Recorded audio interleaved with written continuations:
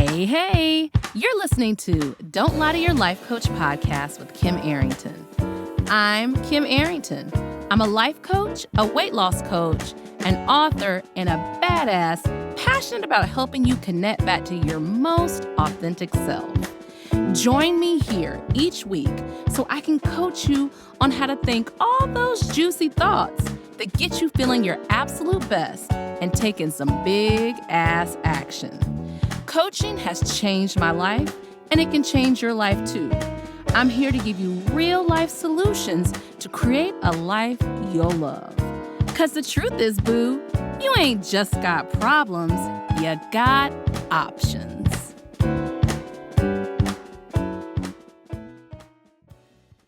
Hey. Hey, y'all. I got the best text today. I have a former client who I worked with. She was a private client on getting her ready for a sabbatical.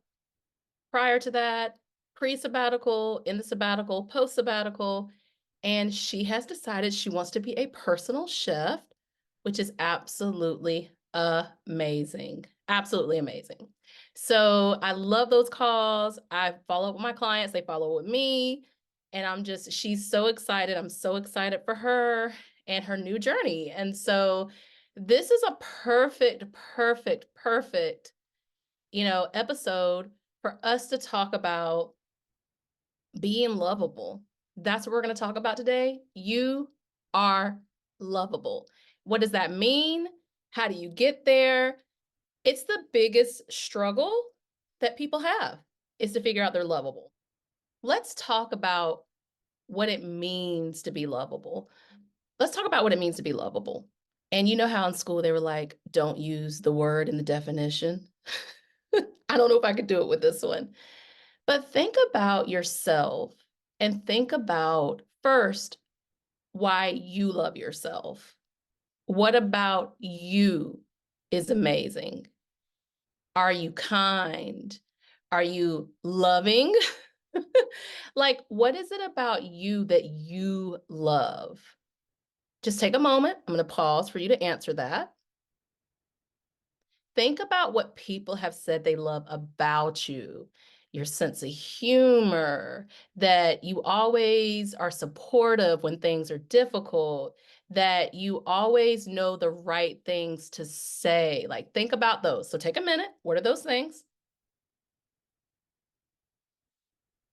Now, some of us are still struggling with that, like how to stay there. And I'm going to just tell you, if you can decide that no matter what's happening, no matter what's going on, that you are lovable, then you're in a position that even when things feel hard or even when things are great, you know that the law of the land is I am lovable. That's a good law to have. Like, I'm lovable no matter what. I'm lovable when I make my mistakes.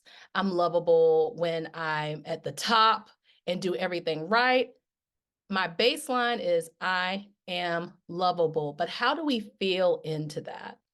And this is really the path to peace. This is the path to peace, peace with yourself, peace with others, because if you are always engaging how lovable you are with yourself, then you are looking for that with others. And I think that sometimes we feel like we can't do that.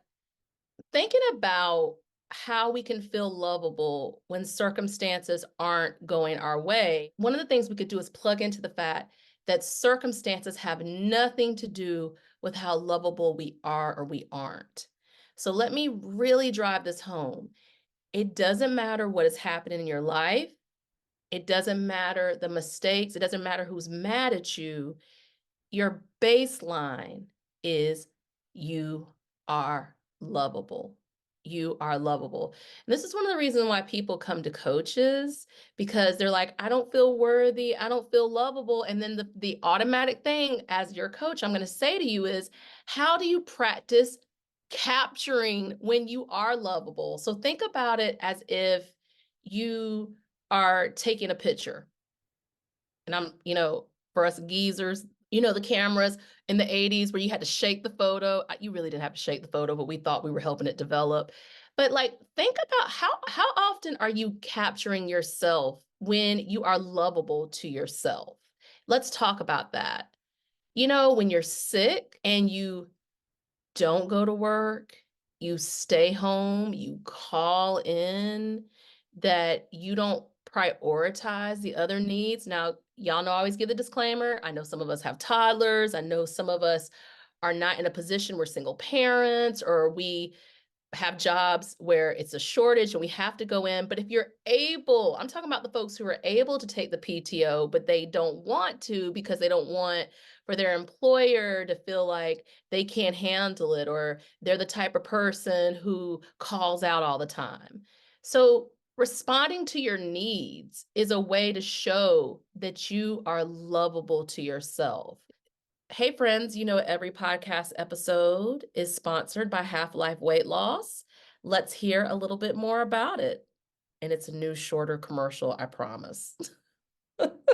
Hey, girl, hey, my name is Coach Kim, and I'm your last weight loss coach. More on that later. Yes, I've lost 65 pounds, and I'm living my dream of lasting weight loss, plus so much more. And I'm here to spill some tea. What if I told you it only takes watching these 13 videos and doing your workbooks to finally have lasting weight loss? Like weight melting off like ice cream while you eat what you like weight loss? Like being able to go in any store and pick up a pair of jeans or that red dress in your size, like not having to lose weight for an event. You're going to the event and everybody is talking about you at the event and how good you look. Body confidence on 10, friend. And having the most fun you've had in years while saving money, time, and stress. Sign me up, coach. Put me in, coach. Half-Life Weight Loss is going to help you gain your whole self back. I got you. All right. Can't wait to see you on the inside. So you're back. If you want to know more about Half-Life, please go to www.kimarrington.com/free weight class. Let me give you another example. I'm going off the cuff right now. I didn't make these notes.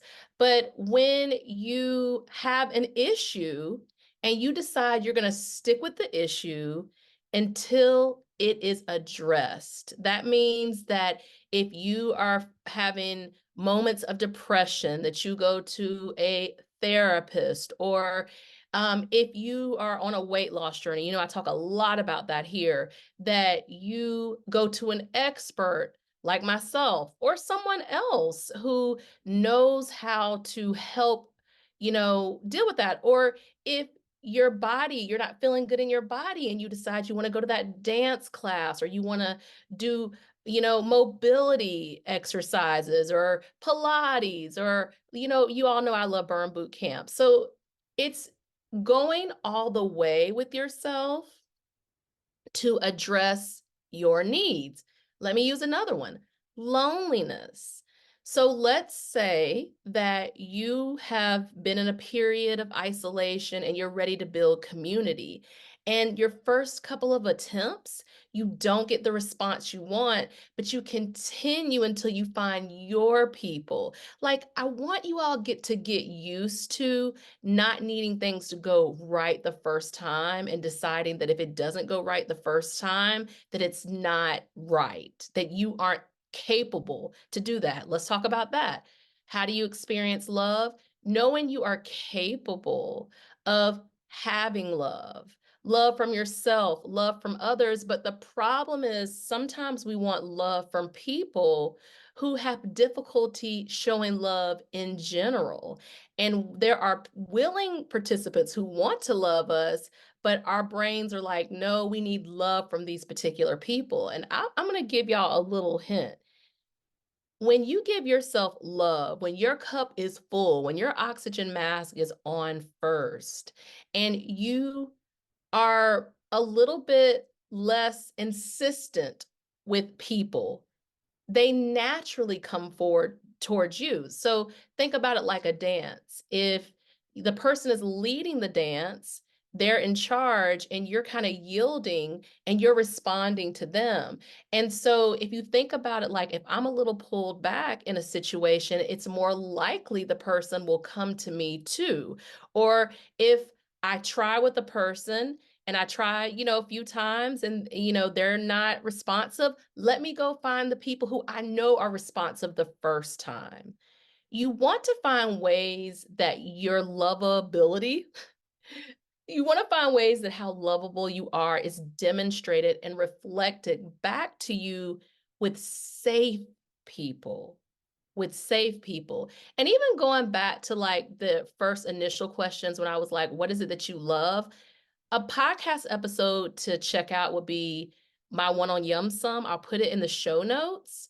And another podcast to check out would be how do you delight in yourself? I'll put both of those episodes in the show notes for you to kind of think about what is it about me that I like? What is it about me that's rare? What is it about me that makes me special? And then we can transition to the other part where who are the people who I want to call in, who are supportive, who are healthy, who are loving? But I do want to say something right now to people who are going through things, who are not probably at their healthiest. You don't have to give up on them. You can still love anybody in any situation and not feel like that your love is based off of their actions. I do think it's amazing to have people in your life. If I can should on you for a minute, you should have people in your life who are able to give that love back to you. But also, we are in community with all types of people, our family members or whatever. And it's okay for us to hold a space of love for them even if they aren't able to reciprocate. As a matter of fact, I think that's a huge tenet of being lovable, that I can love a person no matter what. And I don't have to necessarily in that moment expect a certain behavior from them because the love is enough. And sometimes we don't think we have the tolerance to do that. Here's another huge one. If you want to experience your lovable, like if you want to experience how lovable you are, you have to stop thinking your feelings. You have to stop thinking your feelings. What does that mean? That means that sometimes us of the big brain variety, Coach Kim is raising her hand. It took me a long time to stop thinking my feelings. I would know that I was experiencing anger and I would intellectualize that anger instead of letting that anger be in my body. Like decide, and let me tell you an easy way to do that. I feel angry. I feel angry about this. You validate yourself. It's okay that I feel angry about it. I know that I'm not going to feel angry about this. It's highly unlikely I'll feel angry about this forever. I feel the anger I feel tightness in my temples. The anger feels there. I feel anger in my head. I feel anger in my back. I can feel that anger. When you begin to recognize where that anger is, it begins to neutralize that feeling of anger. And then what you do is you have a body release. So you have validated your feelings. It's okay that I feel that. You've located where it is. Oh, I feel it especially here. And then you decide, I'm going to do something to release that anger. It's okay that it's here. I know it's not going to be here forever. You continue to validate yourself. And then you do something to release that anger. I'm going to go on a walk. Y'all, I walk this neighborhood and I give myself a pepper, that's a pep talk, or I like let my feelings go, or you cry. That's a good one, y'all. That's a good one. And you allow yourself, but how do you do that with love? With love, sometimes we think love instead of feeling love. Well, how do you feel love? You got to practice. So many of us, me included, were burdened so much in our lives by our loved ones that it didn't feel safe to feel love. So we let our mind do the walking for us. And it's funny. I coach a lot of former good girls who there's a certain way to behave and there's a certain thing to do, and they were told to have a stiff upper lip, and they were told to, you got to get over it, and especially if it's a person of color, you got to do it better than this person. And you can't think about that, but that is thinking your feelings. That is thinking your feelings. It is okay to feel any feeling, especially if you know that you're going to take care of yourself. There's a way to be lovable. There's a way to be lovable, that you're going to take care of yourself no matter what. It's great if other people are there to take care of you, but you got you, and you do know the people. You have that list, that I called it my magic list when I'm coaching people, those 3 to 5 people that you know you can co-regulate with, who are there, who are healthy, who can hold space. You can say, "Hey, I have this going on. Do you have the the ability to listen?" And if they don't, then you go to the next person on the list. "Hey, I have this going on. Do you have the ability to listen?" Yes, it might sting a little bit that a person says they don't have the ability. There have been times where I've been like, "Look, I love you so much. I don't have the ability to take on anything else. I will reach back out to you when I can. I will check on you, but like I'm really needing me for me." You just go down that list. It's okay for you to feel how you feel about the people who can't be there for you, but that doesn't mean you stop your action. Love is a verb for a reason. You put action behind it. So if you're like, how can I feel lovable? Put some action behind that. What are things you can actionably, like things you can do that make you connect to that feeling of love in yourself? Because when I talk about, like, I can do a podcast on "You Are Loving." That's for the other folks. I can do a podcast on "You Are Loved." That means people are loving you. But when you say you are lovable, that's an inside job. And of course, yes, other people can love you too, but it's that deep inside knowing, that journey, that realization that you matter. You matter the most out of anybody in your life. And I know some of y'all do not know that. Let me tell you that again. You matter the most out of anyone, any situation in your life. Your urgency to know that is for you. I'm gonna repeat this. Plug into that love around you too. We often minimize the people who love us, that are more avoidant, who really struggle with expressing their feelings, but we need to maximize the people who know how to show you love, who know how to do these things, and don't give up on those avoidants. Take it from me. Don't give up on those avoidants. You can still love them. And I'm not a fan of loving someone from a distance. I'm not a fan of that saying. I'm a fan of, I can love whoever I want to love, however I want to love them. And I can hope that that's reciprocated and that we can share love together. But it's okay if temporarily that doesn't happen, because I know the people who I can go to receive the love. You don't have to crack those safes of those avoidant people. The one thing about avoidant people, when their tank gets low enough, they come looking for the love. They come looking for the love. Here's a kind of interesting one. If you're the person who always is showing up for people, if you're the person who is always giving the advice, I want you to notice your unconscious judgment about receiving. Maybe your unconscious judgment about people sharing their wisdom with you, their advice with you. Like, you don't have to always be the person who gives.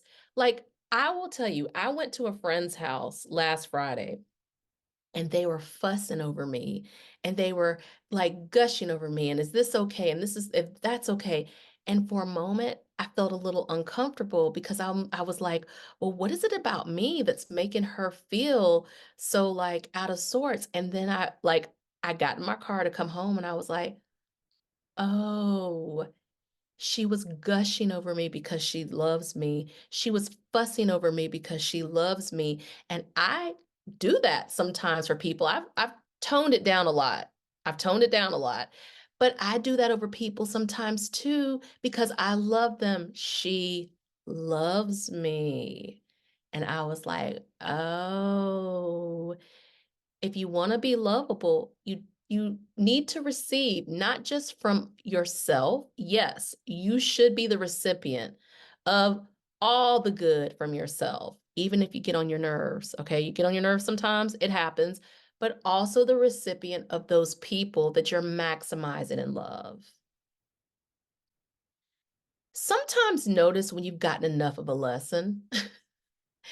It's lovable to step out of something that's difficult and realizing you've gotten enough of the lesson and that you can absorb it and that you can try on a couple of other lessons for a while. And I'm not talking about this in terms of a love relationship. I'm literally talking about this in terms of, you know, I recognize that I keep getting this lesson around money, and I'm going to take that wisdom I've gotten around money and utilize that. And I'm going to step out of the need to keep needing to be reminded about money and, feel connected and do the things that have been taught to me in this lesson.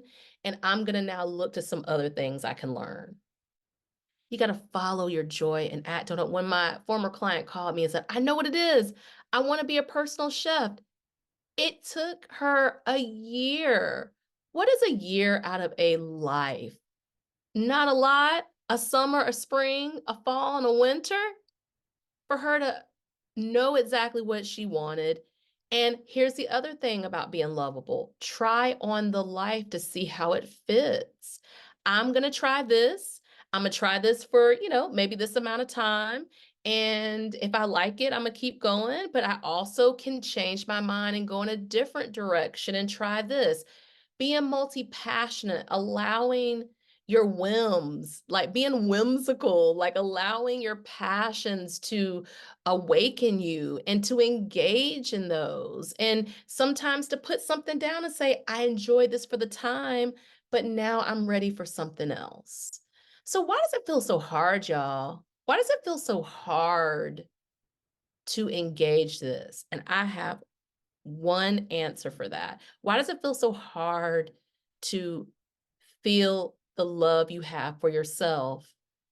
Because you just don't practice it enough. It's not because you're not lovable. It's not because there's something wrong with you. Your awareness doesn't go to it enough. And when you begin to center, like you know me, I like a 5-day, a 7-day, a 30-day, a 15-day. If for the next week, you can recognize all these moments where you feel your love for yourself. And it's extra credit when you notice all the love that other people are feeling towards you too. Your inner resources are unlimited. And once you connect to that huge inner resource of love, everything begins to shift. When you feeling your love for yourself is your dominant feeling, then you will watch the world around you shift to reflect back that love to you. That's the order, y'all. Inside to out, not outside to in. Inside to out means I feel my love, and therefore that love I feel for myself is reflected back to me constantly. And when it's not, I don't spend a lot of time on it. I just know that it's either love or it's a call to love. What does that mean? This is what we're going to end on. It's either love or it's a call to love. When you say it's either love or it's a call to love, that means that when someone is like giving me hugs, giving me accolades, being wonderful, or when I'm loving up on myself, following my passions, following my desire, that's a way we show love to ourselves, doing the things I want, that's love. But when I'm in a bad mood, when I'm not feeling good, when someone is, not being nice to me, it's a call to love. That means that I'm noticing in myself that I need to actually come in with more resources and be even more loving in those moments when it's hard, when I'm feeling sad, where I need more attention to myself, more, follow through on what I need. And the same thing with others when they are coming to me and they are in a difficult space or they're being unkind, then I need to double down on my love for myself and recognize that this is probably temporary. You know, when your best friend's in a bad mood and she calls back and says, I'm sorry, I was being a bitch. Or when, you fuss at your kids or, your kid comes back and they try to make it better by giving you a hug or saying, like, teach people in your life to be there and apologize to you by you showing your apologies. And you can even say, hey, I would love for us to get more connected by when something goes wrong. We just pause and say, I'm sorry. A good way to show that you are struggling with feeling being lovable, I'll tell you, it's over explaining. It's like you say it and you just got to keep going and going and going with it. Here's a way to handle that. I want to talk to you about feeling like we can apologize to each other to be more connected. And my impulse is to really explain and say it in a bunch of different ways because it makes me feel vulnerable. But actually, I'm going to stop myself and just know that the most important thing was sharing this with you because you mean so much to me. Drop mic, step back. I had to learn how to stop over-explaining. I teach my clients to stop over-explaining because when you're over-explaining, it really isn't about the other person. You are feeling often exposed, vulnerable, shame, and remember, shame is I am wrong, or guilt, I did something wrong. Expressing a need to another person is not doing something wrong. That is an absolute behavior of knowing that you're lovable. I'm going to end this episode with an affirmation. I am love and I am surrounded by love. I am love and I am surrounded by love. Or you can just say, I am lovable. I am lovable. I am always lovable. Yeah, I just wanted to drop in on this one and tell you all that you get to explore the relationship with yourself for the rest of your life. And one of the easiest things is to lay down the law that I am lovable no matter what, no matter what's right, no matter what's wrong. I am lovable no matter what. And I'm going to keep going on that quest to prove that. I'm going to keep going on that quest to prove that throughout the rest of my life. All right, I will see y'all next week. Thanks for tuning in. Tell a friend. Follow me on YouTube. Love ya. Mean it. Are you feeling what you just heard? Good, good. Repeat after me. You don't have to figure it out on your own again anymore. I'm here to help. Head over to KimArrington.com and download my free video series dedicated to getting you feeling your best right now. Look around, there's some good stuff waiting on you. Got questions? Well, we're always talking on the socials, so find me on YouTube, Insta, and the book. Don't be shy, y'all. Go listen to another episode or join me here the same time next week. Finally, don't keep good shit to yourself. Share this with a homie that could use some help too. Remember, we're not lying to ourselves anymore. We're not lying to our doctors. And you damn sure don't lie to your life